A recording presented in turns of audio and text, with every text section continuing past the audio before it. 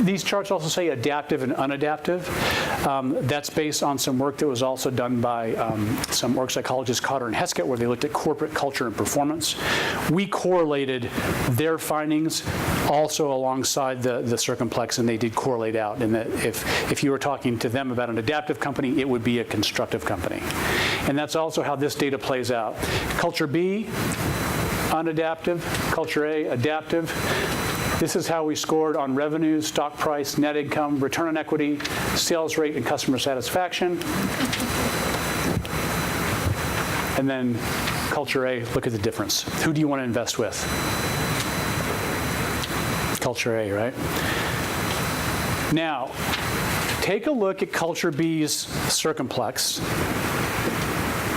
Maybe take a look at your circumplex if you filled it out on behalf of your organization. And this is a typical utility culture. Current state. Now let's think about this. Utilities have been in play for 100 years. The leadership that came into the utility space came from early military. We're literally in the management book. It said to execute your orders with low regard for people. So at least one data point to back us up that it's all going in this direction. And it's all happening this fast. And just to be able to play, you're going to have to do things radically different. So I'm going to tell you how we developed our leaders, because as all of you know that have done work in this sphere, change starts with leaders, culture starts with leaders. That's where we initially do our work after we understand culture, after we assess it. I'll show you what we did there, but now I want to talk about and define culture for us first, and then we'll put it all together. Okay.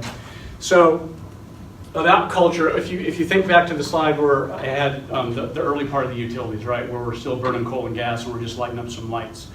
When that started to become a little bit more competitive, or things like their attempted deregulation happened, you had them address what might the customer need more from us, right? So they came up with things like customer service policies, always answer within the first 7 minutes of the phone ringing. Service level agreements, we'll get the lights back on within a day. And just general quality. That's where they started to look. But it was the right thing. They were looking in the right direction. Since then, and as the disruption has started to happen, and actually when just the acceleration of the incremental change started to happen with the electrification of everything and the first introductions of new types of generation, like geothermal and more nuke, they started to say, okay, well, we need to be faster about coming up with these good ideas. And deregulation did actually help with some of that as well. And so there was a desire to have an innovation culture. And the way that they started to get there is they did the right thing. They did what we talked about, is they would look at bridging just a kind of a one-way view of the customer into innovation, into really engaging the customers and saying, well, what are you thinking? And how could this be better for you? And here, why don't you take this and use it in front of me for 10 minutes and I'll see that, oh, you do that with your left hand instead of your right hand, right? They really started to do that.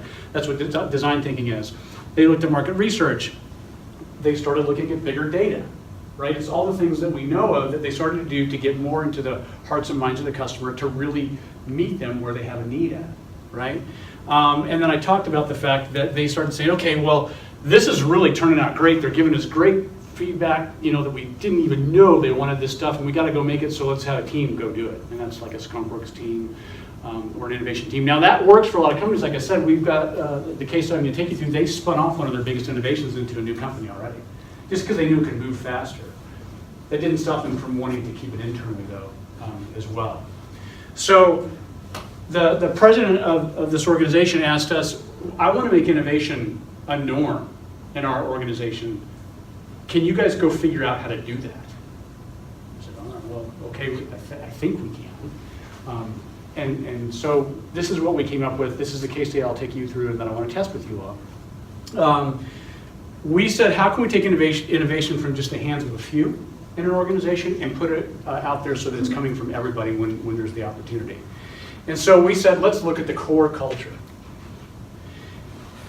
Let's link the idea of this innovation culture into the core culture the same way we made this bridge. And so the way that we chose to do that, and the way that we've been doing it so far, and I'm sure we haven't thought of everything, is the first thing is to really start with a really good understanding, both qualitative and quantitative understanding of what culture is.